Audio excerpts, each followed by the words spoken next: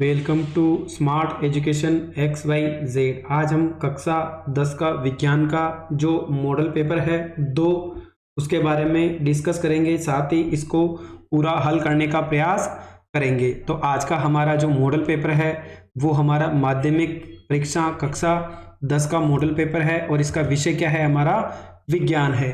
ये पेपर होगा हमारा 3 घंटे और 15 मिनट का होने वाला, साथ ही जो इसका पूर्णांक है वो हमारा 80 नंबर होने वाला है। देखो, पहला सवाल है एबेसेदे है। हमें टोटल इस बार कितने एबेसेदे पूछे जाएंगे? टोटल हमसे 18 एबेसेदे पूछे जाएंगे, जो हर एक प्रश्न 1 नंबर का होने वाला है। पहला सवाल है, निम्न अभिक्रिया में उपचयित पदार्थ की पहचान कीजिए। उपचयन का मतलब जिसके साथ ऑक्सीजन तो जुड़ जाती है और हाइड्रोजन क्या हो जाती है, हट जाती है। यानी यहाँ पर देखो, पहले सोडियम अकेला था, इसके साथ हमने ऑक्सीजन जोड़ दिया, यानी सोडियम के साथ ऑक्सीजन जुड़ रहा है। इसका मतलब किसका उपचयन हो रहा है, यानी सोडियम का क्या हो रहा है, यहाँ पर उपचयन हो रहा है।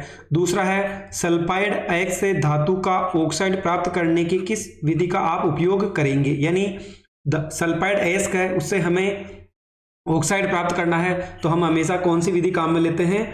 बर्जन विधि का उपयोग करते हैं। साबुन बनाने की प्रक्रिया में सह उत्पाद है, बहुत ही इंपॉर्टेंट क्वेश्चन है, बार बार पूछा जाता है।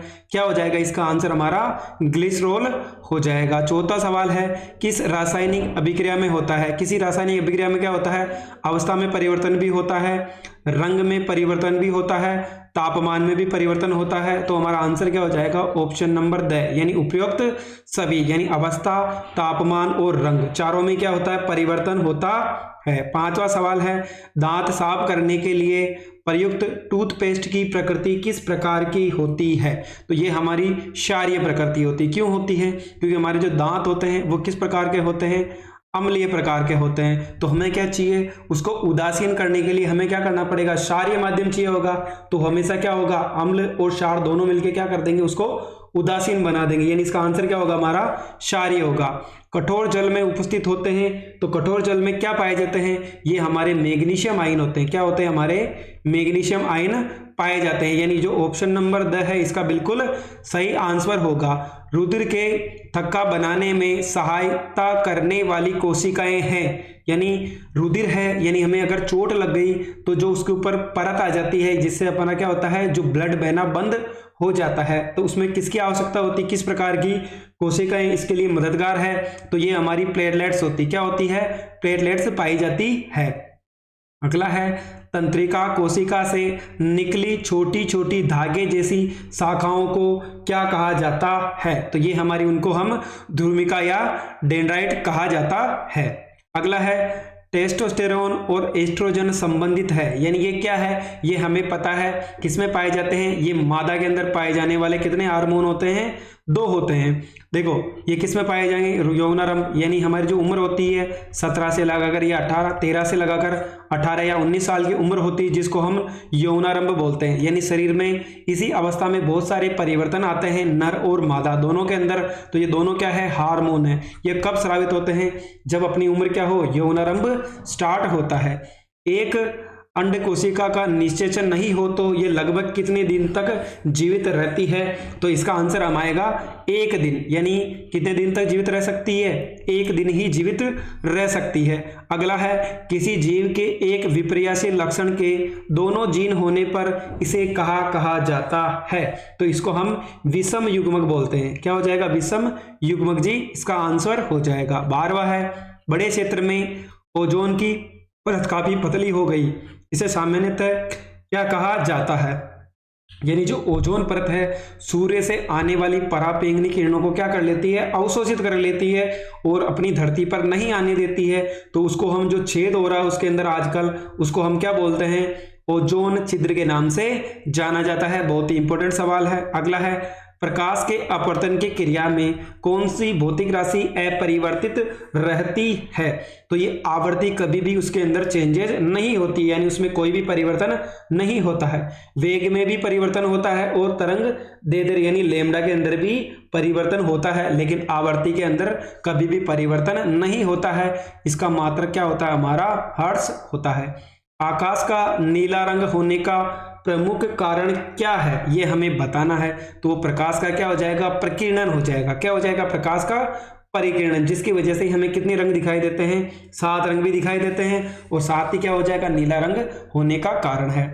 ओम इंटू मीटर निम्नलिखित में से किस राशि का मात्रक है, तो ये हमारा किसका हो जाएगा, प्रतिरोधकता का मात्रक क्या होता है, ओम इंटू मीटर होता है। अगला क्वेश्चन है हमारा, समांतर श्रेणी में संयोजित प्रतिरोधों की संख्या घटने के उपरांत संयोजित प्रतिरोधों का कुल प्रतिरोध क्या होगा, बढ़ेगा। देखो अगर हमारे पास श्रेणी क्रम है तो प्रतिरोध का मान क्या होता है, RS बराबर R1 plus R2 plus R3, यानी जितने प्रतिरोध बढ़ेंगे उसका तुल्य प्रतिरोध का मान क्या होगा, बढ़ता जाएगा। जबकि समांतर क्रम की बात करें तो 1/R1 1/R2 होता है। इसका मतलब जितने प्रतिरोध जोड़ोगे उसका तुल्य प्रतिरोध कम होगा, और जितने प्रतिरोध आप घटाओगे तो उसका जो इसका तुल्य प्रतिरोध का मान क्या होगा, बढ़ेगा। तो इसका आंसर क्या हो जाएगा, बढ़ता है। चुंबकीय बल रेखाएं अथवा चुंबकीय क्षेत्र रेखाओं से निश्चित होता है, यानी क्या क्या होता है ये हमें बताना है। तो इसका आंसर हमारा क्या होगा, दोनों दिशा और चुंबकीय क्षेत्र सापेक्ष प्रबलता, यानी दोनों की दिशा और चुंबकीय क्षेत्र की प्रबलता से इसका संबंध हो जाएगा। अगला है, विद्युत तथा चुंबकत्व के मध्य संबंध की खोज किसने करी थी, तो ओस्टेड ने करी थी। किसने करी थी इसकी खोज, ओस्टेड नामक एक वैज्ञानिक है जिसने इसकी खोज करी। अगला क्वेश्चन है हमारा क्वेश्चन नंबर 2, रिक्त स्थानों की पूर्ति कीजिए। मैग्नीशियम रिबिन का वायु की उपस्थिति में दहन करने पर प्राप्त होता है, यानी अगर मैग्नीशियम रेबिन को अगर ऑक्सीजन की उपस्थिति में दहन करें तो हमें क्या मिलेगा, तो हमें पता है कि मैग्नीशियम ऑक्साइड, क्या मिलेगा इसमें, मैग्नीशियम ऑक्साइड यानी MgO मिलेगा। अगला है, जो धातुएं कठोर सतह से टकराने पर आवाज उत्पन्न करती है उन्हें हम क्या कहते हैं, उन्हें हम ध्वनिक कहते हैं। क्या कहते हैं उसको, ध्वनिक कहा जाता है। प्रतिवर्ती क्रियाओं का संचालन द्वारा किया जाता है, तो हमें पता है कि जो भी प्रतिवर्ती क्रिया है उनको नियंत्रण कौन करता है, मेरुरज्जु करता है। यानी प्रतिवर्ती क्रियाओं को नियंत्रित कौन करता है, मेरुरज्जु करता है, जबकि ऐच्छिक और अनैच्छिक क्रियाओं को हमारा मस्तिष्क नियंत्रित करता है। जीवाणु और कवक मृत जैव अवशेषों को करते हैं, क्या करते हैं, अपमार्जन करते हैं। उसका क्या करेंगे, अपमार्जन। इसका आंसर क्या हो जाएगा हमारा, अपमार्जन करते हैं। अगला है, किसी विद्युत परिपथ में इलेक्ट्रॉनों का जो ऋणावेश है के प्रवाह की दिशा में विद्युत धारा की दिशा माना जाता है, तो हमेशा क्या होती है, इलेक्ट्रॉन की दिशा और आवेश की दिशा यानी विद्युत धारा की दिशा क्या होगी, हमेशा एक दूसरे के विपरीत होती है। तो इसका आंसर क्या होगा हमारा, एक दूसरे के विपरीत होती है, यानी जिधर विद्युत धारा की दिशा अगर इस साइड में है तो इलेक्ट्रॉन की दिशा उसकी विपरीत दिशा में होगी। विद्युत जनित्र यांत्रिक ऊर्जा को किसमें बदलता है, विद्युत ऊर्जा में। इसमें बदलेगा वो उसको विद्युत ऊर्जा में परिवर्तित करता है। अगला सवाल देख लेते हैं। अब बड़े सवाल है, अति लोकतात्मक प्रश्न है, ये भी 12 पूछे जाएंगे और एक क्वेश्चन 1 नंबर का होगा, यानी टोटल 12 क्वेश्चन 12 नंबर के होने वाले हैं। पहला है, आजकल पेट्रोल में एल्कोहल डालकर प्रयोग किया जाने लगा है, यानी हमारा जो पेट्रोल होता है उसके अंदर हम एल्कोहल क्यों मिलाते हैं, इसका मिलाने का केवल एक ही फायदा है कि ये प्रदूषण नहीं फैलाता है, यानी क्या होगा, प्रदूषण नहीं फैलाता है। ठीक है। अगला है, अगर इसके उत्तर की बात करें तो अभी हमारे पास इसके उत्तर भी नीचे लिखे हुए हैं, आप देख लेना एक बार, हम इनको समझने का प्रयास करते हैं। किन्हीं 3 धातुओं के नाम बताइए जिनमें संक्षारण होता है, यानी जितनी भी धातुएं होती है उनमें संक्षारण पाया जाता है। जैसे हमारा एक तो क्या हो जाएगा, लोहा हो गया, अगर हम बात करें तो चांदी हो जाएगी, साथ ही हमारा तांबा हो जाएगा। ये कौन कौन सी धातुएं हो गई, 3 धातुएं हैं जो क्या होती है, संक्षारित होती है। 2 संश्लेषित सूचकों के नाम बताइए, तो हम इसमें मेथिल ऑरेंज और फिनोल फतेलिन लिख सकते हैं। तो पहला क्या हो जाएगा हमारा, मेथिल ऑरेंज, और साथ में क्या हो जाएगा, दूसरा हमारा हो जाएगा फिनोल फतेलिन।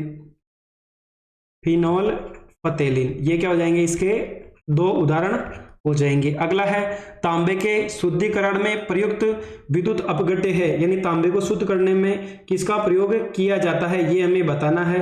तो हमारा इसका हो जाएगा कॉपर सल्फेट का। किसका प्रयोग किया जाता है, हमारा कॉपर सल्फेट का प्रयोग किया जाता है। अगला है, पीत रस किस अंग में एकत्रित किया जाता है, तो ये हमारा किस में किया जाता है, पीत रस किस में एकत्रित होता है, पित्ताशय के अंदर। इसमें होगा हमारा पित्ताशय में पीत रस एकत्रित होता है। प्रतिवर्ती चाप को परिभाषित कीजिए। यानी तंत्रिका आवेग का मेरुरज्जु तक पहुंचने तथा मेरुरज्जु से निर्देशों को अंगों तक पहुंचाने का जो मार्ग होता है उसको हम प्रतिवर्ती चाप के नाम से जानते हैं। इसका आंसर आपको नीचे अभी मिल जाए। अगला है शुक्राशय का स्राव सारीय प्रकृति के कारण यह क्या कार्य करता है।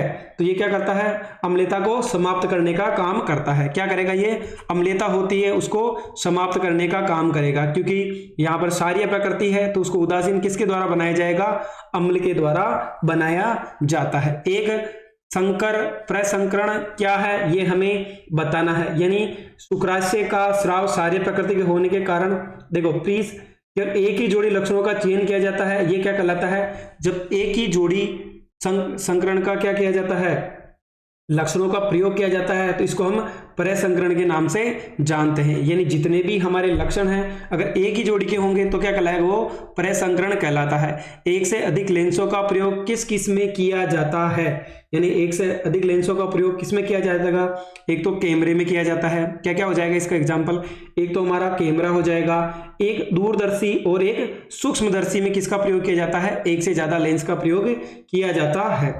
इंद्रधनुष किस दिशा में बनता है, हमेशा इंद्रधनुष सूर्य की विपरीत दिशा में बनता है। क्या बनेगा, सूर्य की विपरीत दिशा में, सूर्य की विपरीत दिशा में।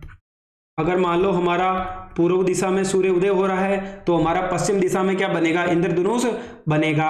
अगला क्वेश्चन है, इसमें हमें बोला है कि एक परिपत्र में 10 ओम प्रतिरोध से प्रवाहित I2 ज्ञात कीजिए। ये नहीं, हमें I2 का मान बताना है। देखो I2 धारा इधर जा रही है, यानी इसके R का मान क्या हो गया, 10 ओम हो गया।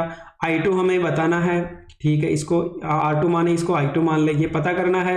और हमारा V2 का मान कितना दे रखा, यानी V सेम रहेगा, वोल्ट मीटर है, क्योंकि यहाँ पर ये दोनों कौन से उसमें जुड़े हुए हैं, समांतर क्रम में, तो 12 रहेगा। तो ओम के नियम से क्या होता है, V = IR, तो ये I2 R2 हो जाएगा। तो हमें क्या बताना, I2 का मान बताना है, तो V क्या हो जाएगा, R2। यानी V का मान तो 12 है, इसका मान कितना है, 10 है, तो हम भाग देंगे, कितना आएगा, 1.2 एम्पियर आएगा। यानी इसके अंदर जो विद्युत धारा प्रवाहित होगी उसका मान क्या होगा, 1.2 एम्पियर होगा। विद्युत धारावाही चालक तथा चुंबकीय क्षेत्रों में उपयोग होने वाली युक्तियों के नाम लिखिए। यानी कौन कौन सी युक्तियों का प्रयोग किया जाता है जिनमें विद्युत धारा और चुंबकीय क्षेत्र का प्रयोग किया जाता है। तो इसके अंदर देखो कौन कौन से हो जाएंगे, इसके एग्जाम्पल हम नीचे देख लेते हैं क्या क्या है। देखो ये क्वेश्चन नंबर 3 था, उन सभी के आंसर है। अगर हम बात करें जो क्वेश्चन नंबर 12 था तो उसका आंसर हमारे पास होगा, यहाँ पर देखो, पहला तो हो गया विद्युत मोटर, ठीक है, दूसरा हो गया विद्युत जनित्र हो जाएगा, ध्वनि विस्तारक यंत्र हो जाएगा, माइक्रोफोन हो गया, विद्युत मापक यंत्र। ऐसी ही युक्तियां है जिसके अंदर विद्युत चुंबकीय प्रभाव और किसका प्रयोग किया जाता है, हमारा विद्युत धारा का प्रयोग किया जाता है। अगला सवाल है, हाइड्रोजन क्लोरीन से हमें बताना संतुलित समीकरण लिखना है। यानी हाइड्रोजन है वो क्लोरीन के साथ अभिक्रिया करके क्या बनाएगा, HCl बनाएगा। यानी हाइड्रोजन क्या होता है, H2, ये क्या होता है हमारा Cl2 हो जाएगा, तो हमारा HCl बनेगा। देखो हाइड्रोजन इधर भी 2 है अभिकारक में और यहाँ पर भी 2 है, तो हम क्या लगा देंगे, 2 लगा देंगे। देखो हाइड्रोजन 2 होना चाहिए, हमारे पास 2 हो गया। क्लोरीन कितना होना चाहिए, 2, क्लोरीन भी 2 हो गया। यानी क्या हो जाएगी, हमारी संतुलित समीकरण हो जाएगी। अगला है बेरियम क्लोराइड यानी BaCl2। दूसरा है हमारा एल्यूमिनियम सल्फेट यानी Al2SO4 हो जाएगा। साथ ही उत्पाद में एक तो बेरियम सल्फेट बनेगा और साथ ही क्या बोला हमें, एल्यूमिनियम क्लोराइड यानी AlCl3 बनेगा। अब देखो यहाँ पर सल्फर हमारा कितना है, 3 है, ऑक्सीजन कितना है, 12 है, तो यहाँ पर सल्फर हमारा कितना है, 1 ही है, तो हम क्या करें, इधर भी 3 से गुणा कर दें, तो बेरियम इधर कितना हो गया, 3 हो गया, लेकिन इधर बेरियम 1 ही है, इधर भी किससे गुणा कर देंगे, 3 से। तो हमारा जो सूत्र बनेगा 3BaCl2 प्लस एल्यूमिनियम सल्फेट, और साथ ही देखो यहाँ पर एल्यूमिनियम कितना है, हमारे पास 1 है, इधर एल्यूमिनियम कितना है, 2 है, तो हम इसको क्या करें, 2 से गुणा कर दें। तो देखो यहाँ पर एल्यूमिनियम को अगर हमने 2 से गुणा किया, अब देखो यहाँ पर कितना बन रहा है, क्लोरीन हमारा 6 हो गया, और यहाँ पर देखो क्लोरीन कितना हो गया, 3 दूनी 6 हो गया। यानी क्या हो जाएगी, हमारी एक संतुलित समीकरण बन जाएगी। अगर आपको BaCl2 इनके बारे में नहीं पता है तो आप हमारी वीडियो को देख सकते हैं विज्ञान की, जिसके अंदर हम इन चीजों के बारे में सीख सकते हैं कि कब कौन सा आयन बनेगा। अगला क्वेश्चन है, उदासीनीकरण किसे कहते हैं, यानी अम्ल और क्षार। अगर अम्ल और क्षार की आपस में अभिक्रिया करवाएं तो हमें क्या मिलेगा, एक तो लवण प्लस जल बनता है, इसी को ही हम क्या बोलते हैं, उदासीनीकरण बोलते हैं। यानी जितनी मात्रा में अम्ल को मिलाया जाएगा उतनी ही मात्रा में अगर क्षारक को मिलाया जाए तो हमारा क्या बनेगा, एक तो लवण बनेगा साथ ही जल बनता है। देख लेते हैं उदासीनीकरण। जब अम्ल किसी क्षार से अभिक्रिया करता है तो लवण और जल बनाता है, इसी को ही हम क्या बोलते हैं, उदासीनीकरण अभिक्रिया बोलते हैं। यानी क्षारक अम्ल के साथ मिलकर के एक तो उत्पाद में लवण और साथ में क्या बनेगा, जल बनेगा। देखो ये क्या करेगा, अम्ल और क्षार को मिलाया तो एक दूसरे के प्रभाव को क्या कर देंगे, ये निष्क्रिय यानी समाप्त कर देंगे। जैसे सोडियम हाइड्रोक्साइड, पीछे OH है तो ये क्या हो जाएगा हमारा क्षारक, इसमें H+ आयन है, ये क्या हो जाएगा हमारा अम्ल हो जाएगा। तो NaCl यानी साधारण नमक बना, ये क्या हमारा एक लवण है और साथ में क्या होगा, जल भी बनेगा। दूसरा है हमारा पोटेशियम हाइड्रोक्साइड, ये भी क्षारक है, HNO3 H+ आयन है, ये हमारा क्या होगा, अम्ल होगा। जो H+ आयन देते हैं वो अम्ल कहलाते हैं, जो OH- आयन देते हैं वो हमारे क्षारक कहलाते हैं। तो यहाँ क्या बनेगा, पोटेशियम नाइट्रेट और साथ में हमारा एक जल बनेगा। पोटेशियम नाइट्रेट क्या है, यहाँ पर लवण है, जबकि H2O क्या है, हमारे पास एक जल का अणु बनेगा। चलो अगला सवाल है, क्वेश्चन नंबर जो हमारा है वो क्वेश्चन नंबर 6 है। ये बोला है प्लेटिनम यानी Pt, सोना यानी Sn, Sn क्या Au ओरम हो जाएगा, चांदी हमारा Ag हो गया, का उपयोग आभूषण बनाने में क्यों किया जाता है। प्लेटिनम सोना चांदी का उपयोग आभूषण बनाने के लिए किया जाता है क्योंकि ये धातुएं सक्रियता श्रेणी में निम्नतम स्थान रखती है। हमें पता है सक्रियता श्रेणी की बात करें तो हमारा Au और Ag क्या आता है, सबसे नीचे आता है, यानी ये ऑक्सीजन के साथ बहुत ही कम क्रिया करते हैं। इस कारण जल ऑक्सीजन अम्लों तथा क्षारकों से अभिक्रिया नहीं कर पाता है। ये धातुएं आघात वर्धिता तथा तन्य भी होती है, यानी जिनके आकार को हम पीट पीट कर बदल सकते हैं। इस कारण आभूषणों के विभिन्न डिजाइन सरलता पूर्वक बनाए जा सकते हैं। कहने का मतलब इनकी सक्रियता श्रेणी में सबसे नीचे आती है धातुएं, तो क्या होगी, हमारा जो ऑक्सीजन है उसके साथ क्रिया नहीं करेगी, ये कभी भी संक्षारित नहीं होगी, यानी ये वायु की उपस्थिति में कभी भी ऑक्सीजन से क्रिया करके कोई भी उत्पाद नहीं बनाएगी। अगला है हमारा दूसरा है, अगर हम दूसरे सवाल की बात करें उसके अंदर बोला है सोडियम पोटेशियम धातुओं को केरोसिन में डुबोकर क्यों रखा जाता है, क्योंकि अगर इनको हम खुला छोड़ देंगे तो ऑक्सीजन से क्रिया करके ये क्या हो जाएगी, जलने लग जाएगी। सोडियम तथा पोटेशियम धातु का ज्वलन ताप बहुत कम होता है। ज्वलन ताप यानी वह ताप पर जिस पर कोई भी पदार्थ जलने लग जाता है, जिसका ज्वलन ताप कम होगा वो आसानी से जलने लग जाएगा। जैसे अगर हम बात करें तो पेट्रोल डीजल ये जितने भी पदार्थ हैं इनका ज्वलन ताप क्या होता है, काफी कम होता है, ये आसानी से आग पकड़ लेते हैं। जबकि अगर हम लकड़ी की बात करें तो उसका ज्वलन ताप थोड़ा ज्यादा होता है, तो वो आसानी से जलता नहीं है। इस कारण ये वायु तथा नमी के संपर्क में आते ही आग पकड़ लेते हैं। इन धातुओं को वायु तथा नमी के सीधे संपर्क से बचाने के लिए हम इसमें किस में रखते हैं, इनको केरोसिन के तेल में डुबोकर रखा जाता है ताकि ये जल्दी से आग नहीं पकड़े। अगला क्वेश्चन है अवायवीय श्वसन को रासायनिक समीकरण के माध्यम से समझाइए। देखो एक तो वायवीय श्वसन होता है जो ऑक्सीजन की उपस्थिति में होता है, जबकि अवायवीय श्वसन होता है वो ऑक्सीजन की अनुपस्थिति में होता है। यह श्वसन ऑक्सीजन की अनुपस्थिति में होता है। इस प्रकार का श्वसन किस किस के अंदर पाया जाता है, यीस्ट के अंदर, जीवाणुओं के अंदर, परजीवी के अंदर, कुछ निम्न स्तर के जंतुओं में होता है जिन्हें वायुमंडल की स्वतंत्र ऑक्सीजन नहीं मिल पाती है। यानी जिन जंतुओं को ऑक्सीजन आसानी से नहीं मिल पाती है वो किसका प्रयोग करते हैं, अवायवीय श्वसन का प्रयोग करते हैं। इस प्रकार ऑक्सीजन की कमी तथा अनुपस्थिति में ग्लूकोज इथाइल एल्कोहल अथवा लैक्टिक अम्ल में बढ़ जाता है, जिससे कम मात्रा में ऊर्जा उत्पन्न होती है। इस क्रिया को शर्करा किण्वन भी कहते हैं। देखो ग्लूकोज यानी C6H12O6, इसको हम शक्कर के नाम यानी शर्करा के नाम से भी जानते हैं। तो साथ में क्या बनेगा, ये इथाइल एल्कोहल बनेगा, जिसके पीछे OH जुड़ता वो क्या हो जाएगा, हमारा एल्कोहल समूह हो जाएगा। साथ ही लैक्टिक अम्ल बन गया। फिर बोला है ग्लूकोज को तोड़ोगे तो हमारा एथिल एल्कोहल बनेगा, यानी यहाँ पर जो उत्पाद बनाता वो हमारा लैक्टिक अम्ल है, जबकि नीचे वाला जो उत्पाद है C2H5OH ये हमारा इथाइल एल्कोहल बनेगा, यानी यीस्ट बनेगा। चलो अगला सवाल देख लेते हैं। क्वेश्चन नंबर अगर हम 8 की बात करें तो जलानुवर्तन को दर्शाने के लिए एक प्रयोग कीजिए। तो देखो यहाँ पर अगर हम एक प्रयोग की बात करें, जब पौधे के चलो एक बार इसको पहले पढ़ लेते हैं। जलानुवर्तन क्या होता है? जब पौधे के किसी अंग की गति जल के उद्दीपन के कारण उत्पन्न होती है तो उसको हम जलानुवर्तन कहते हैं। जड़ें नमी की ओर बढ़ती है, अतः धनात्मक जलानुवर्तन कहते हैं। अगर हमारे पास मान लो एक गमला है, ठीक है, यहाँ पर एक पौधा है, तो उसकी जड़ें हमेशा कहाँ गति करती है? नीचे की ओर गति करती है। इसका मतलब क्या होगा? इनको नीचे से क्या मिलेगा? जल मिलेगा, यानी जड़ें हमेशा जल की ओर ही गति करती है। इसको हम जलानुवर्तन के नाम से जानते हैं, यानी नीचे की ओर है तो क्या हो जाएगा? ये जड़ें हमेशा धनात्मक जलानुवर्तन करती है। देखो यहाँ पर एक इसका प्रयोग भी देके समझा रखा है। देखो हमारे पास एक क्या दे रखा है यहाँ पर, देखो सबसे पहले एक गमला लेकर उसमें छिद्र, नीचे के छेद में कोर्क लगा देते हैं, यानी छेद करके उसमें क्या लगा दिया?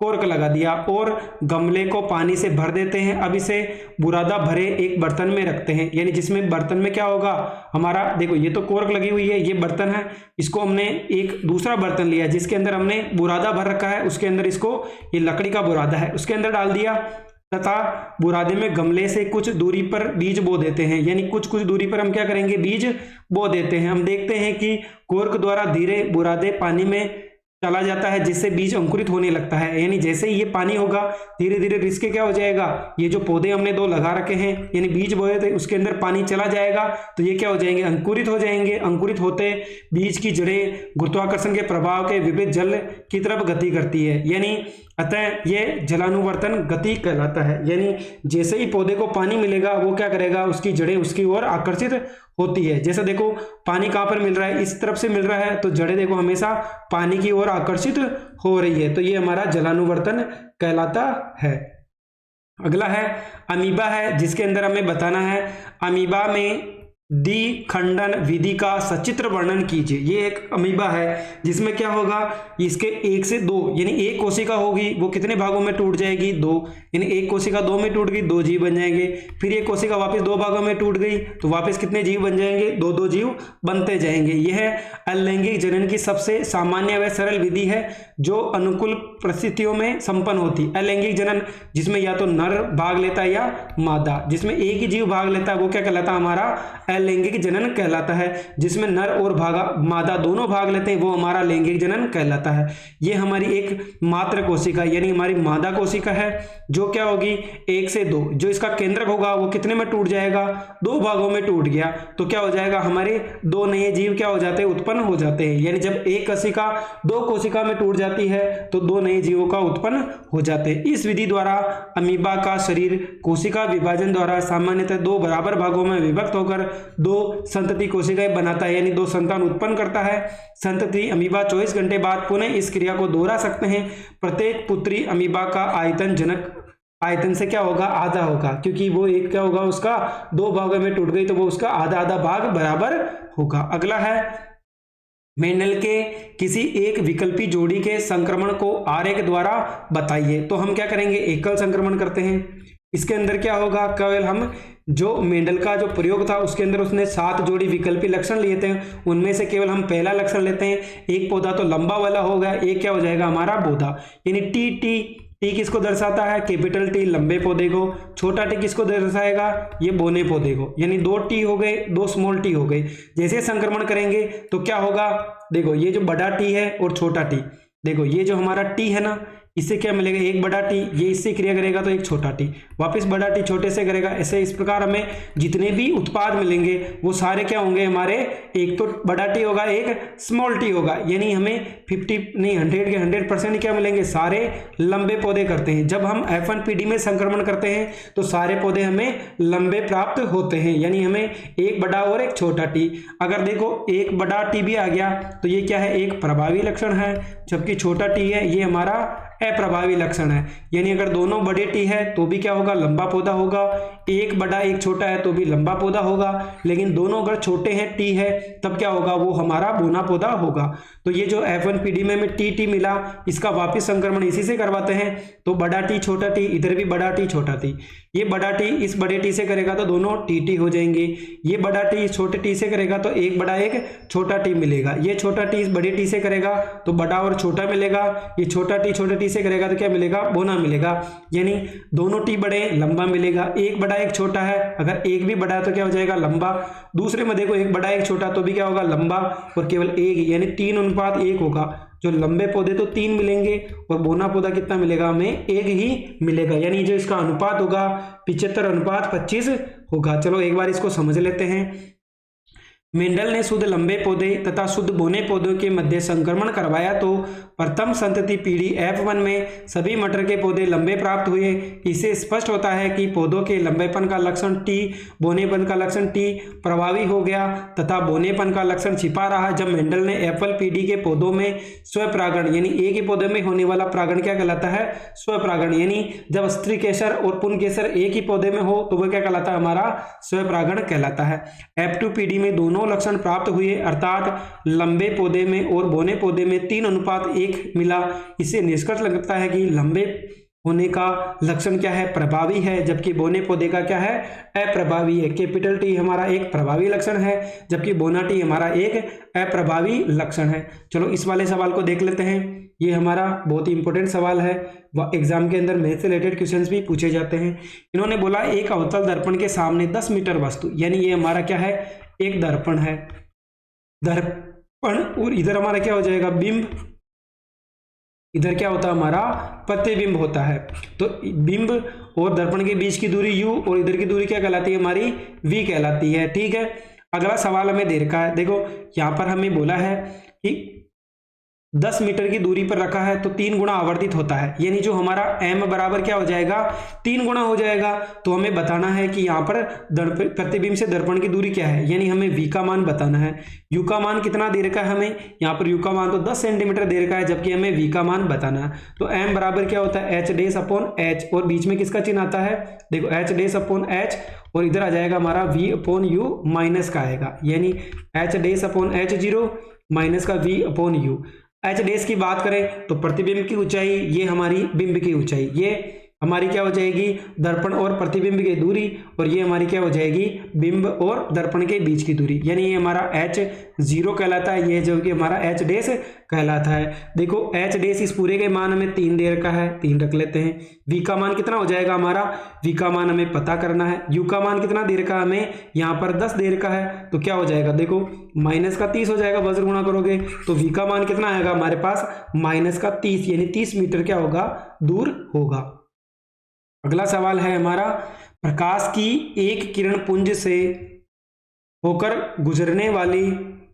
गुजरती है, यानी प्रकाश की एक किरण प्रिज्म से होकर गुजरती है तो पर्दे पर एक स्पेक्ट्रम प्राप्त होता है। तो हमें क्या क्या बताना है, एक चित्र बनाइए जो सफेद प्रकाश का स्पेक्ट्रम प्रदर्शित करता है, यानी सफेद प्रकाश कितने रंगों में टूट जाता है, 7।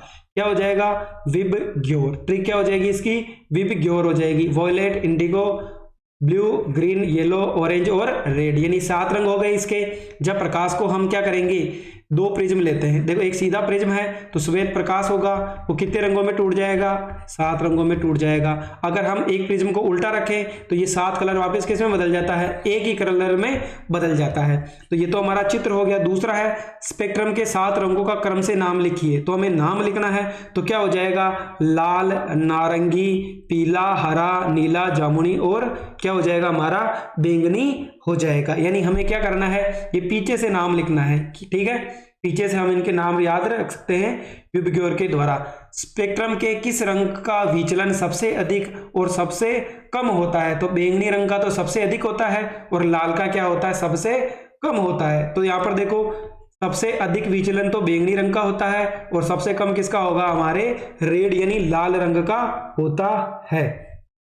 अगला सवाल है, एक घरेलू विद्युत परिपथ के अतिभारण से बचाने के लिए हमें क्या क्या सावधानी करनी चाहिए। अतिभारण का मतलब जब क्या होगा, विद्युत धारा का मान परिपथ में क्या हो जाता है, बढ़ जाता है अचानक। तो पहला है, विद्युत परिपथ भिन्न भिन्न वर्गों में बांटा होना चाहिए, प्रत्येक सानित्र का फ्यूज होना चाहिए, यानी हमें एक तो फ्यूज का यूज कर सकते हैं हम, ठीक है, एक एमसीबी का यूज कर सकते हैं, मैनचेस्टर सर्किट बोर्ड हो जाए, मिनिएचर सर्किट बोर्ड हो गया, और साथ ही हम क्या करते हैं, एक हम अर्थिंग वायर का प्रयोग भी करते हैं, यानी क्या हो जाएगा हमारा एक अर्थिंग वायर। तीन तरीके हो गए।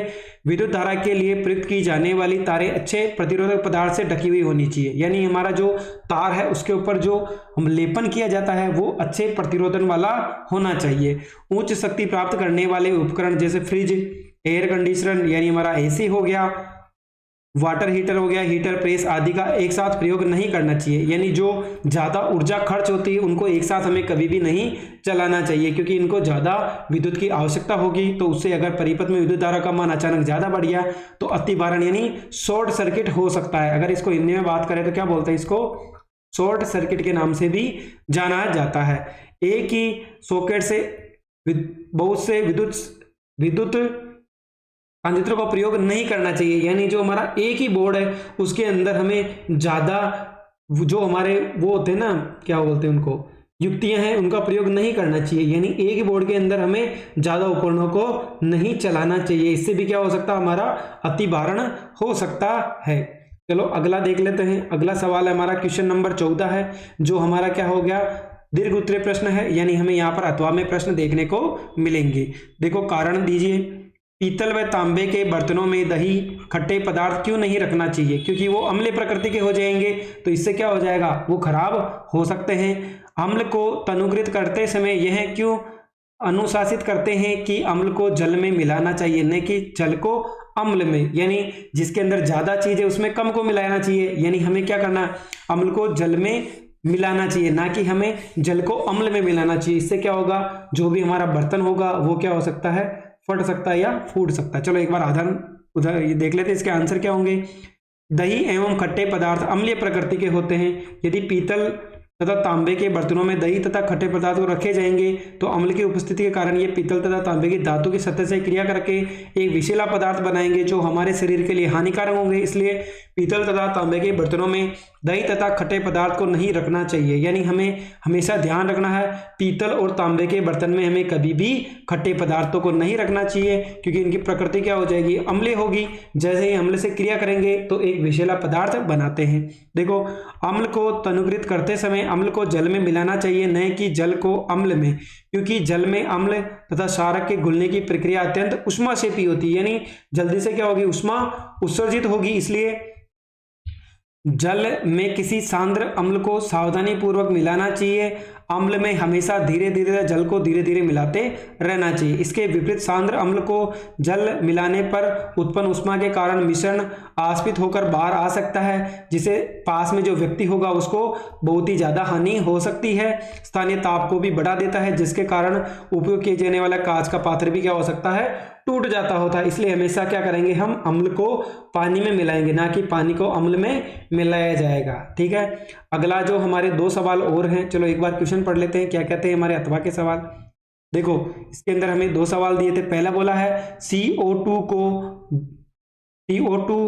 जो कि कार्बन का ऑक्साइड है, क्षारक क्रिया करके लवण व जल बनाता है, इससे क्या सिद्ध होता है। दूसरा है, यदि आपके परिवार को कोई सदस्य अत्यधिक भोजन करने के कारण अम्लता से पीड़ित है तो आप उस पर कौन सा उपचार करेंगे, यानी उसको आप कैसे बचाएंगे। चलो दोनों का आंसर क्या होगा एक बार देख लेते हैं। पहला है CO2 carbon dioxide calcium hydroxide क्षारक से क्रिया करके लवण व जल बनाता है। इससे यह सिद्ध होता है कि अम्लीय प्रकृति का है। यह क्षारक और अम्ल के बीच होने वाली उदासीकरण अभिक्रिया के समान है, अतः धातुओं के ऑक्साइड अम्लीय प्रकृति के होते हैं, यानी धातुओं के तो क्या होंगे, क्षारीय प्रकृति के होंगे और अधातुओं के अम्लीय प्रकृति के होते हैं। यह क्वेश्चन भी बहुत बार पूछा जाता है।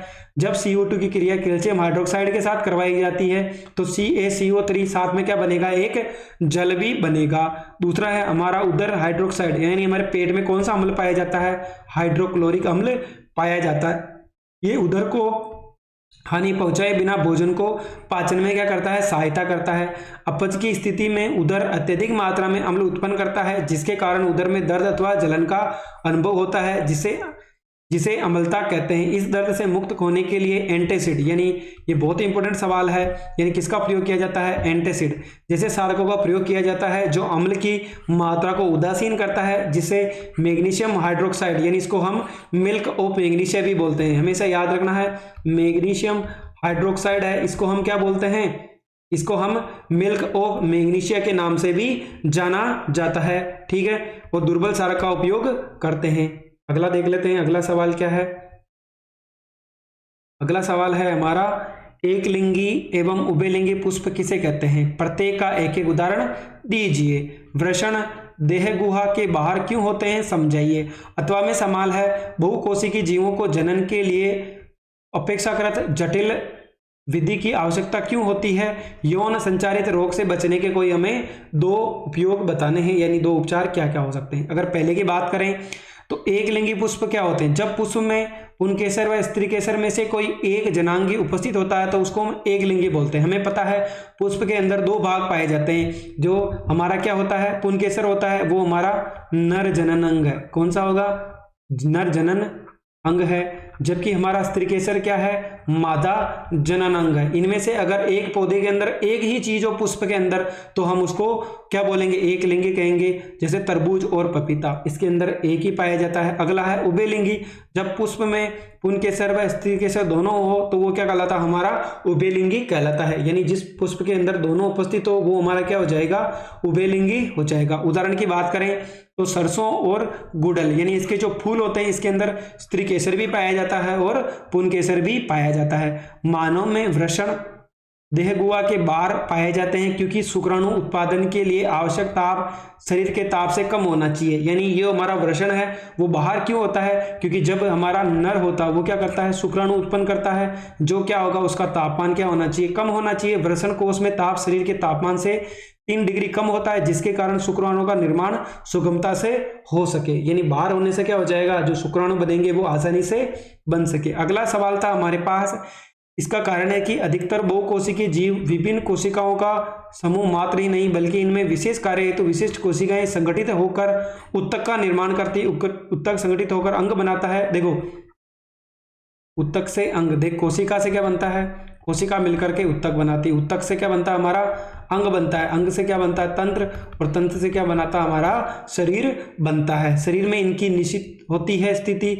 ऐसे सजग व्यवस्थित परिस्थिति में कोशिका दर कोशिका विभाजन अव्यावहारिक है। अतः कोशिकीय जीवों में जनन के लिए अपेक्षाकृत अधिक जटिल विधि की आवश्यकता होती है। जो बहुकोशिकीय जीव होते हैं, यानी एक तो हमारा एक कोशिकीय जीव होता है, एक बहुकोशिकीय जीव, यानी जिसके अंदर एक ही कोशिका पाई जाती है वो हमारा एक कोशिकीय जीव कहलाता है। जिसके अंदर बहुत सारी कोशिकाएं पाई जाती है वो हमारा बहुकोशिकीय जीव कहलाता है।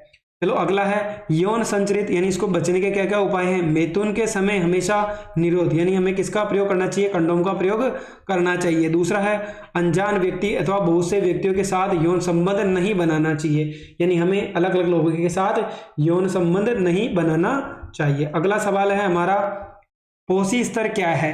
एक तो हमें ये बताना है पारितंत्र में अपमार्जक की क्या भूमिका है। सबसे पहले पोषी स्तर, स्वपोषी अर्थात हरे पौधे सौर ऊर्जा का उपयोग करके अपना भोजन बनाते हैं, यानी सूर्य का प्रयोग करते हैं। साथ में क्या होगा? कार्बन डाइऑक्साइड हो गया, सूर्य का प्रकाश हो गया, और एक हमारा क्या होगा? हरित लवक, जो इसमें पाया जाता है पत्तियों में पाया जाता है। इन स्वपोषियों को शाकाहारी जंतु खाते हैं जिन्हें मांसाहारी जंतु भोजन के रूप में ग्रहण करते हैं। यानी स्वपोषी को शाकाहारी खाएगा, शाकाहारी को मांसाहारी खाता है। इस प्रकार से देखो स्वपोषी का मतलब हो गया जो पौधे अपना भोजन क्या बनाते हैं? स्वयं बनाते हैं। यानी पौधे और नीले हरित शैवाल है, ये दोनों क्या है? अपना भोजन स्वयं बनाते हैं। हम किस में आते हैं? मानव विषमकोशी में आते हैं। इस प्रकार से खाद्य के आहार के अनुसार विभिन्न श्रेणियों में एक श्रृंखला बनती है जो आहार श्रृंखला कहलाती है। यानी सबसे पहले मान लो हमारे पास घास है, घास को बकरी खा रही है, बकरी को शेर खा रहा है। इसका मतलब ये क्या बन रही है? हमारी एक पोषी स्तर बन रहा है, यानी एक जीव किसी और जीव पर निर्भर है। यही हमारा आहार श्रृंखला कहलाती है। आहार श्रृंखला की प्रत्येक कड़ी चरण कहलाती है। क्या कहलाती है? हमारी फूड लेवल कहलाता है। दूसरा है पारितंत्र में अपमार्जक की क्या भूमिका है? पारितंत्र में अपमार्जक का विशिष्ट स्थान है। पारितंत्र में जीवाणु तथा अन्य सूक्ष्म जीव अपमार्जकों का कार्य करते हैं। ये पेड़ पौधे जीव जंतुओं के मृत शरीर पर आक्रमण कर जटिल कार्बनिक पदार्थों को सरल कार्बनिक पदार्थों में तोड़ देते हैं। इस प्रकार कचरा जैसे सब्जियों फलों के जो छिलके होते हैं, मलमूत्र हो गया, पौधे के सड़े गले भाग हो गए, ये क्या होते हैं? अपमार्जक की उपस्थिति में विघटित होकर छोटे छोटे पदार्थों में टूट जाते हैं और वापस मिट्टी में मिल जाते हैं, जिससे कभी भी हमें प्रदूषण की समस्या पैदा नहीं होती। इस प्रकार पदार्थों को पुनः चक्रण में अपमार्जक सहायता करते हैं, वातावरण को क्या बनाते हैं, ये स्वच्छ बनाते हैं। अगला है दूसरा सवाल था देखो दूसरा सवाल अभी हमने पढ़ा नहीं, एक बार पढ़ लेते हैं क्या क्या पूछ रहा है। यहाँ पर दो सवाल थे हमारे अथवा के अंदर, जैव निम्नीकरणीय किसे कहते हैं। दूसरा है प्राकृतिक पारितंत्रों के उदाहरण देते हुए संक्षेप में हमें बताना है। जैव निम्नीकरणीय पदार्थ क्या होते हैं, जो वापस मिट्टी में मिल जाते हैं। वे पदार्थ जो जैव प्रक्रम द्वारा अपघटित हो जाते हैं जैव निम्नीकरणीय पदार्थ कहलाते हैं, यानी जिनको हम आसानी से छोटे छोटे टुकड़ों में तोड़ सकते। उत्पत्ति जैविक होती है, प्रकृति में ये पदार्थ एकत्रित नहीं होते हैं, तो ये पुनर्चक्रण के द्वारा वापस मिट्टी में मिल जाते हैं। जैसे हमारा घास हो गया, मलमूत्र हो गया, और साथ ही अगर हम चारे की बात करें तो वो भी हो जाएगा। साथ ही हमारे जो छिलके होते हैं, फलों के छिलके, वो भी क्या होते हैं, वापस मिट्टी में मिल जाते हैं। मानव तथा पशुओं का मलमूत्र, शाक, खाद्य पदार्थ और कपड़ा। दूसरा है प्राकृतिक पारितंत्र के कुछ उदाहरण हो गए। पहला हो गया तालाब। तालाब एक पारितंत्र है जिसके भीतर हरे पौधे उत्पादक होते हैं, यानी हमें पता है उत्पादक हो गया। फिर क्या होता है, उसको खाने वाला हमारा उपभोक्ता कहलाता है। ये भी अलग अलग होता है, प्राथमिक, द्वितीयक और तृतीयक हो जाएगा। तो हमारा उत्पादक होगा वो क्या होंगे, हमारे पेड़ पौधे। शाकाहारी शाक बक्सी मछलियां तथा कीट आदि प्राथमिक उपभोक्ता होते हैं जो पौधे को भोजन के रूप में खाते हैं। बड़े आकार के मांस बक्सी मछलियां, मेंढक, टोड आदि द्वितीय उपभोक्ता कहलाते हैं। यानी हमारा जो उत्पादक हो गया, उत्पादक को खाने वाला प्राथमिक उपभोक्ता, फिर प्राथमिक उपभोक्ता को खाने वाला हमारा द्वितीयक उपभोक्ता कहलाता है। अगला है समुद्र भी एक पारितंत्र है जिसके भीतर हरे शैवाल ऊपरी परतों में पाए जाते हैं। ये प्राथमिक स्तर का आहार का उत्पादन करते हैं। देखो हमारे पास अगर हम स्वपोषी की बात करते हैं, जो हमारा क्या हो जाएगा, उत्पादक का काम करता है, जो क्या करता है, भोजन बनाता है। इसके अंदर दो होते हैं, एक तो हमारा क्या हो गया, पेड़ पौधे हो गए जो प्रकाश संश्लेषण के द्वारा अपना भोजन बनाते हैं। दूसरा हो जाएगा नीले हरे शैवाल। नीले हरे शैवाल ये भी क्या करते हैं, हमारा उत्पादक का काम करते हैं।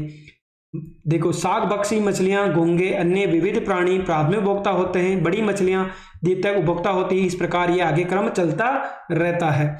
स्थलीय पारितंत्र। वन एक स्थलीय पारितंत्र है जिसके भीतर हरी झाड़ियां तथा हरी घास उत्पादक है। हिरण, खरगोश, चूहे, गिलहरी प्राथमिक उपभोक्ता होते हैं क्योंकि ये सब क्या करेंगे, हरे पौधों को खा जाते हैं। इनको कौन खाता है, बाघ, भेड़िया, लोमड़ी, उल्लू आदि क्या हो जाएंगे, हमारे द्वितीयक उपभोक्ता हो जाएंगे। और इनको भी कोई खाने वाला क्या हो जाएगा, तृतीयक, और तृतीयक को खाने वाला हमारा चतुर्थ उपभोक्ता कहलाता है। अगला सवाल है हमारा क्वेश्चन नंबर 17 है। चलो एक बार इसको देख लेते हैं क्या क्या पूछा है इसके अंदर।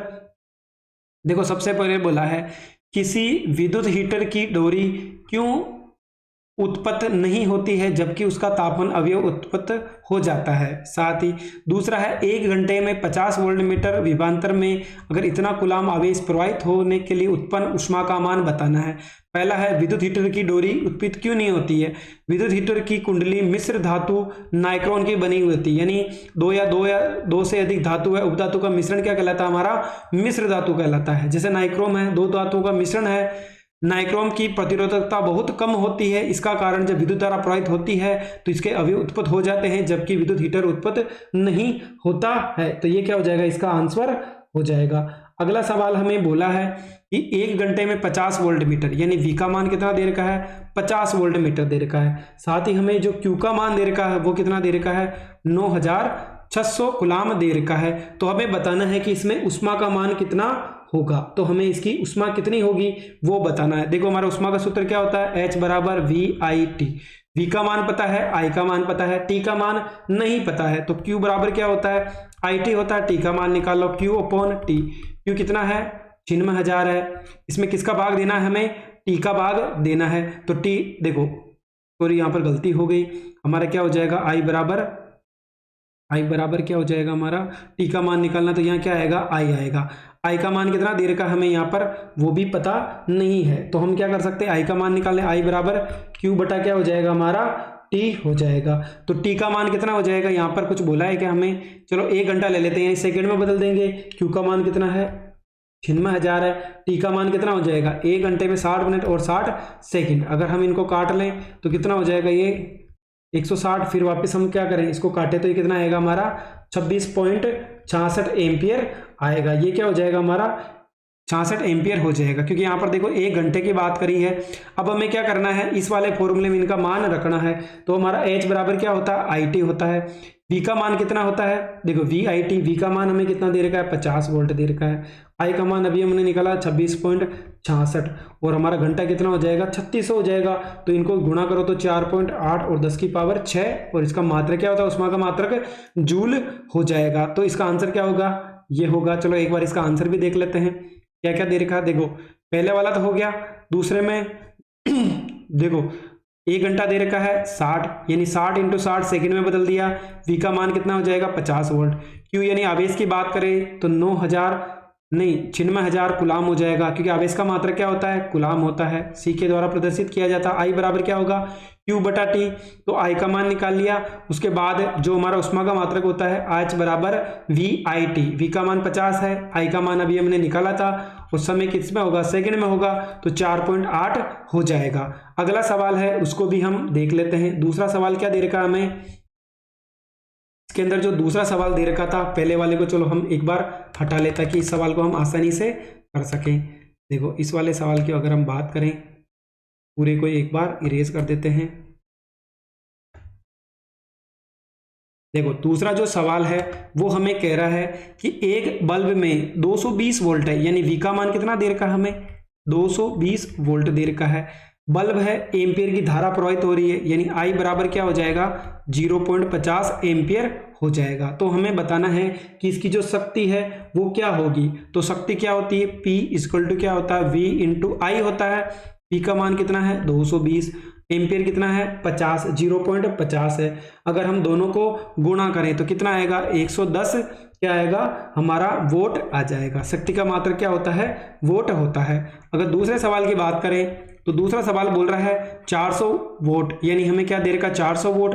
कोई विद्युत रेफ्रिजरेटर 8 घंटे चलता है, यानी उसके वोल्टेज कितने हैं, 400 वोट है, 8 घंटे चलता है, 3 रुपये प्रति किलोवाट घंटे की दर से 30 दिन का कितनी ऊर्जा व्यय होगी। तो हमें क्या करना है, इन सबको गुणा कर लो, 400 × 8 × 3 × 30 हो गया। साथ में हमें किस में बदलना है इसको, किलोवाट घंटा।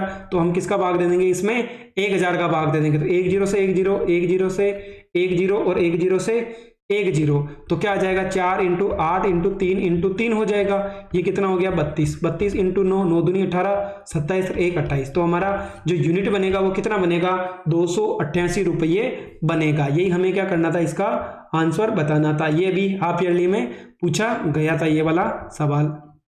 चलो अगला सवाल देख लेते हैं। अगर अगले क्वेश्चन की बात करें तो क्वेश्चन नंबर 18 है। इसके अंदर भी हमें कितने सवाल दे रखे हैं, यहाँ पर हमें 4 नंबर का सवाल हो जाएगा ये। चलो एक बार इसको भी देख लेते हैं। पहला बोला है इलेक्ट्रॉन की हमें बिंदु संरचना बतानी है। क्या होने वाली है, एथेनोइक अम्ल H2S यानी हाइड्रोजन सल्फाइड, प्रोपेनॉल और F2। ठीक है, देखो पहले वाले को देख लो। एथेनोइक अम्ल क्या होगा, CH3COOH, यानी जिसके पीछे ओइक अम्ल जुड़ता है उसके पीछे क्या जुड़ेगा, COOH समूह जुड़ेगा। एथ है, यानी कार्बन की संख्या कितनी है यहाँ पर, 2, तो 1 और 2। देखो एक होता है तो मेथ, एथ, प्रोप, ब्यूट, पेंट, एक्स, ऐसे चलता रहता है। अगर 2 कार्बन है तो क्या हो जाएगा, एथ, और पीछे COOH है तो क्या हो जाएगा, ओइक अम्ल हो जाएगा। तो यहाँ पर देखो एक तो बिंदु संरचना ऐसे बनानी है, यानी कार्बन हमेशा 1 के साथ जुड़ेगा, ऑक्सीजन हमेशा 2 के साथ जुड़ता है, जबकि हमारा देखो हाइड्रोजन 1 के साथ जुड़ता है, ऑक्सीजन 2 के साथ जुड़ता है और नाइट्रोजन हमारा 3 बंध बनाता है। तो ये इसकी क्या हो जाएगी, बिंदु संरचना हो जाएगी। अगला है H2S, यानी 1 सल्फर है, हाइड्रोजन कितने हैं, 2 है, तो ये इसकी संरचना हो जाएगी। इसी प्रकार अगर हम प्रोपेनॉल की बात करें, क्योंकि देखो टाइम बहुत ज़्यादा हो गया इस वीडियो का, इसलिए हम बस इनको एक बार समझने का प्रयास करेंगे। प्रोपेन यानी कार्बन की संख्या 4 होनी चाहिए, 1 2 नहीं 3 होनी चाहिए, मेथ एथ प्रोप 3 होनी चाहिए, 1 2 3 हो गई। साथ में ओन जुड़ रहा है, यानी CO कीटोन समूह जुड़ेगा तो CO जुड़ गया। ठीक है, ये इसकी क्या हो गई, संरचना हो गई। इसको हम इस प्रकार अगर भी जोड़ सकते हैं, क्योंकि हाइड्रोजन हाइड्रोजन के बीच एकल बंध, ऑक्सीजन के बीच डबल बॉन्ड और नाइट्रोजन के बीच ट्रिपल बंध होता है। तो देखो यहाँ पर 2 बंध हो गया, कार्बन के बीच एकल बंध हो गया और हाइड्रोजन के बीच भी एकल बंध होगा। अगर हम F2 की बात करें तो इसके बीच भी क्या होगा, हमारा सिंगल बंध होगा, यानी F से जुड़ जाएगा। अगला जो दूसरा सवाल है एक बार उसको भी देख लेते हैं।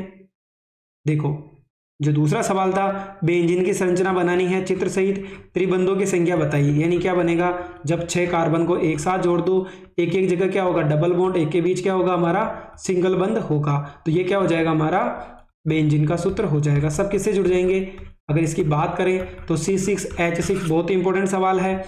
फिर बोला है निम्नलिखित में से एथेन कौन सी है, सहसंयोजक बंधों की संख्या भी हमें बतानी है। क्या बताना है हमें, एथेन बतानी है जिसके बीच में क्या हो डबल बॉन्ड हो, यानी उसकी जो कार्बन की संख्या क्या होगी वो हमारी माइनस में होनी चाहिए। देखो अगर बात करें हम तो यहाँ पर देखो, अगर पहला सवाल है बेंजीन की संरचना अभी हमने देख ली, C6H6 है, यानी 6 कार्बन हो गए, एक एक छोड़ करके क्या लगेगा डबल बॉन्ड लगेगा। बेंजीन में उपस्थित बंधों की संख्या क्या है, शून्य है, क्योंकि ट्रिपल बॉन्ड कहीं पे भी नहीं है, यहाँ पर 3 लाइनें हैं क्या, नहीं है, तो क्या हो जाएगा 0।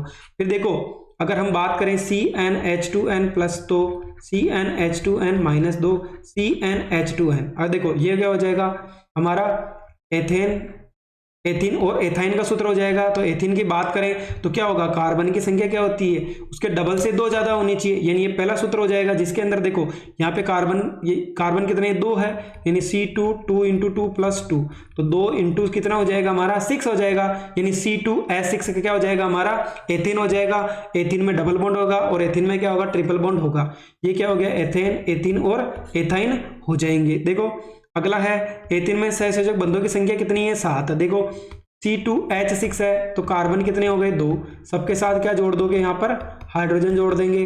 अब गिन लो यहाँ पर 1 2 3 4 5 6 7, यानी बंध कितने हो गए इसके अंदर टोटल 7 बंध हो जाएंगे, तो ये क्या हो जाएगा हमारा एथीन का सूत्र हो जाएगा।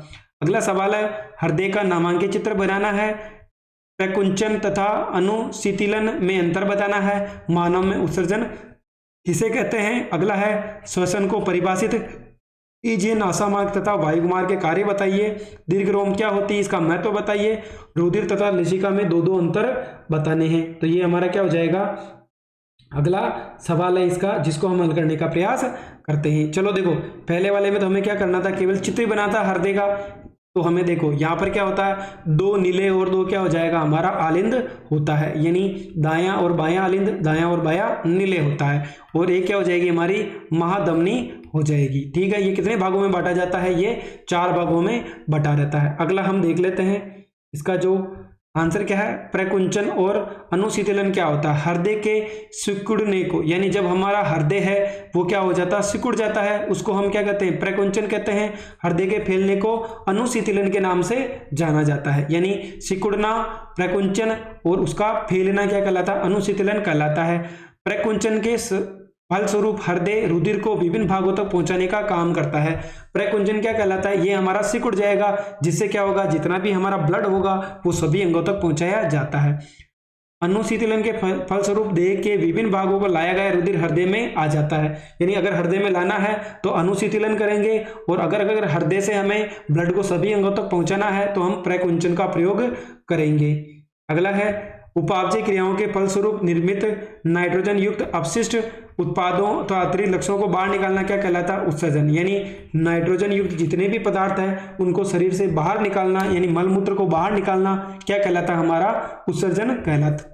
अगला है श्वसन, वायुमंडलीय ऑक्सीजन और कोशिकाओं में उत्पन्न CO2 के आदान प्रदान की प्रक्रिया का कहलाती है श्वसन, यानी ऑक्सीजन को लेना और कार्बन डाइऑक्साइड को शरीर से बाहर निकालना क्या कहलाता है हमारा श्वसन कहलाता है। नासा मार्ग और वायु मार्ग के कार्य क्या हो गए, लगातार श्लेष्म श्रावण के कारण नासा मार्ग नम व लसदार बने रहते हैं, जो फेफड़ों तक जाने वाली वायु को नम बना देते हैं।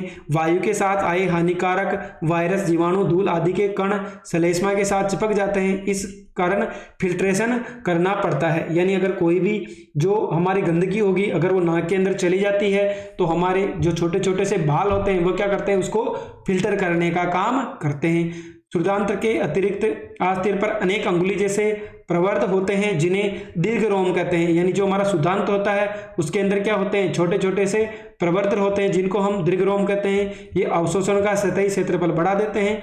दीर्घ रोम में रुधिर वाहिकाओं की बहुत्या होती है जो भोजन को अवशोषित कर शरीर से प्रत्येक कोशिका तक पहुंचती है। प्रजांतर में उपस्थित दीर्घ रोम बिना पचे भोजन को जल में अवशोषित कर देते हैं। रुधिर और लसिका में अंतर, ये लाल रंग का होता है, ये रंगहीन होता है, यानी रुधिर का रंग लाल होगा, लसिका रंगहीन होगी, यानी कोई भी रंग नहीं होगा।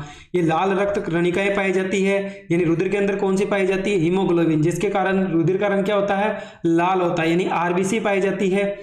और इसके अंदर भी आरबीसी का अभाव होता है, यानी आरबीसी इसमें अनुपस्थित होती है। अगला है हमारा क्वेश्चन नंबर 19 है, लास्ट नंबर 20 है। इसके अंदर देखो क्या क्या बोला है।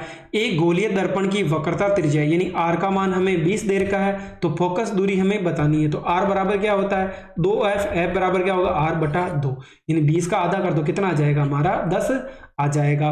उस दर्पण का नाम बताइए जो बिंब का सीधा और आवर्धित प्रतिबिंब बनाता है। तो वो क्या हो जाएगा? हमारा अवतल दर्पण हो जाएगा, जिसके अंदर जो प्रतिबिंब बनता है वो सीधा और आभासी होता है, जबकि उसके अंदर क्या होता है? वास्तविक और उल्टा होगा। अगला है, हम वाहनों में उत्तल दर्पण को पश्च दर्पण के रूप में क्यों देते हैं? क्योंकि एक बना देगा जो पीछे का जो दृष्टि क्षेत्र होगा वो क्या होगा? ज्यादा कवर करेगा। हम वाहनों के उत्तल दर्पण को पश्च दर्पण के रूप में वरीयता देते हैं। निम्न कारण है, ये सदैव वस्तु का एक तो सीधा प्रतिबिंब बनेगा, वह छोटा होता है। इनका दृष्टि क्षेत्र भी बहुत अधिक होता है क्योंकि ये बाहर की ओर वक्रित होता है, इसलिए ड्राइवरों को अपने पीछे बहुत बड़े क्षेत्र को देखने के लिए किसका प्रयोग करते हैं? हम उत्तल दर्पण का प्रयोग करते हैं। किसी अवतल दर्पण पर बिंब का आरेख बनाना है, हमें बताना जब वस्तु अनंत पर हो और सी यानी वक्रता केंद्र पर हो।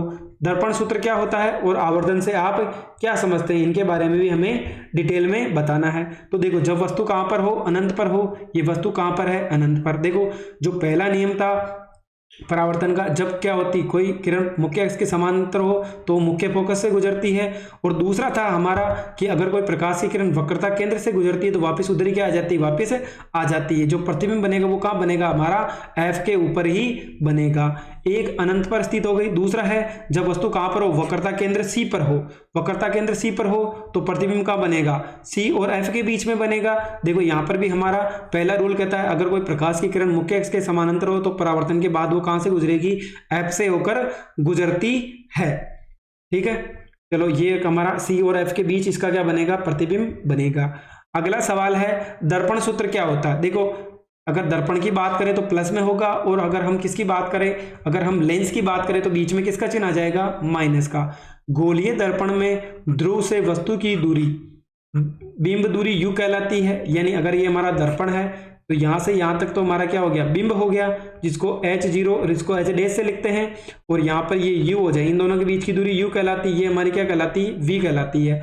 यानी दर्पण और हमारा जो बिंब है उसके बीच की दूरी U कहलाती है, जबकि हमारा V यानी प्रतिबिंब और दर्पण के बीच की दूरी हमारी V कहलाती है।